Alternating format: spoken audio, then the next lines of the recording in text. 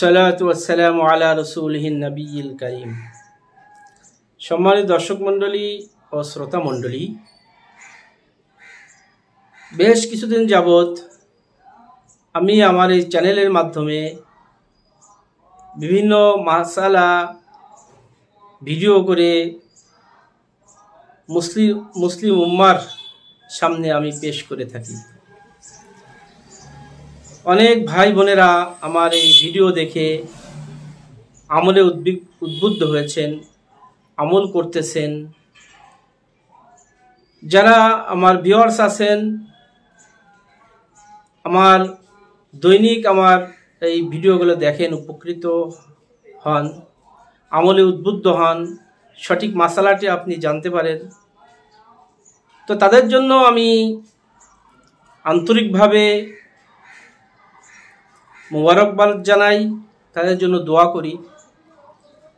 আর যারা এখনো আমার চ্যানেলকে সাবস্ক্রাইব করেননি, তাদেরকে সাবস্ক্রাইব করার জন্য বিনীত অনুরোধ করছি।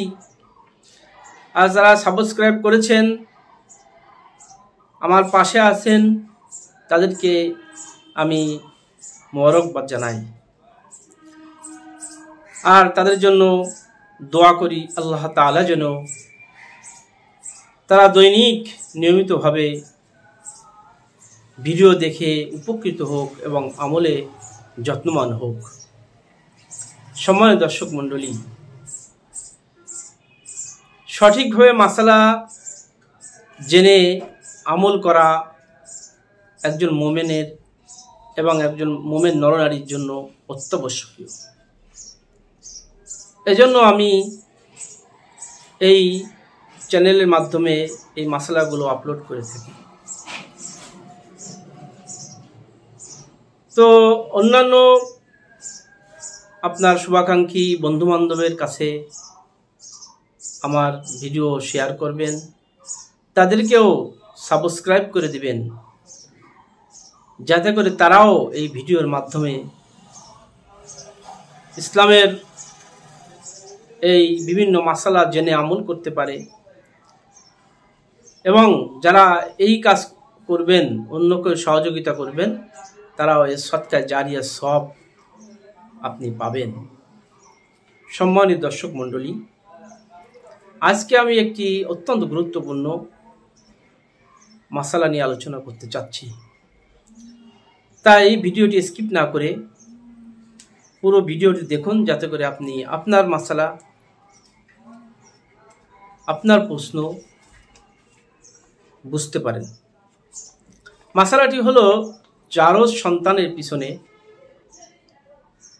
ইক্তেদা করে নামাজ আদায় করা যাবে কি যাবে না। দেখুন, জারজ সন্তান অবৈধভাবে মেলামেশার কারণে হয়ে থাকে। জারজ সন্তানের কোনো দোষ নাই। দোষ তো বা গুনাহগার হবে তার অবৈধভাবে মেলামেশা করেছে যারা, তারাই। এই জন্য শরিয়াত ইসলাম কিন্তু এখানে জারজ সন্তানের যদি আলেম হয়, কেরাত সহি থাকে, নামাজ শুদ্ধ হওয়ার জন্য যে পরিমাণ কেরাত সহি হওয়া তার দরকার, সেই পরিমাণ কেরাত যদি শহীদ হয়, আলেম হয়, তাহলে তার পিছনে ইক্তেদা করে নামাজ আদায় করাতে মাকরুহ হবে না, জায়েজ আছে।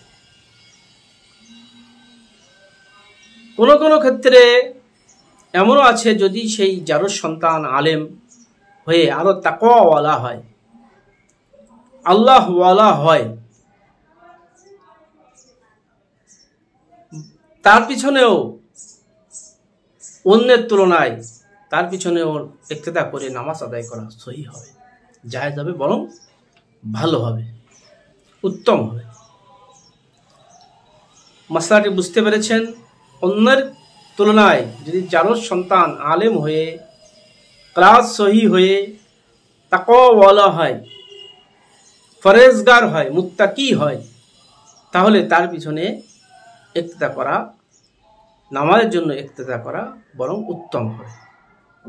মাসালাটি আপনি দেখতে হলে আপনি দ্রষ্টব্য হিসাবে আমি বলবো যে রদ্দুল মুখতার গ্রন্থে ফতোয়ায় রদ্দুল মুখতার প্রথম খণ্ড 562 নম্বর পৃষ্ঠায় আপনি দেখতে পারবেন। আল বাহরুর রায়েক প্রথম খণ্ড 610 নম্বর পৃষ্ঠায় আপনি দেখতে পারবেন। আহকামুল ফতোয়া 3 নম্বর খণ্ড 295 পৃষ্ঠায় এই মাসলাটি দেখতে পারবেন। কিফায়াতুল মুফতি 303 নম্বর খণ্ড 104 নম্বর পৃষ্ঠায় মাসলাটি আপনি পেয়ে যাবেন। সম্মানিত দর্শক মণ্ডলী, চ্যানেলটি সাবস্ক্রাইব করবেন আর অন্যকে দেখার সুযোগ করে দেবেন। আপনিও এতে সদকা জারিয়া সব পেয়ে যাবেন। আশা করি মাসলাটি বুঝেছেন এবং আমল করার জন্য চেষ্টা করবেন। জানতে পারলেন, আল্লাহ রাব্বুল আলামিন তো কবুল করুন। আমিন। আসসালামু আলাইকুম ওয়া রাহমাতুল্লাহি ওয়া বারাকাতুহু।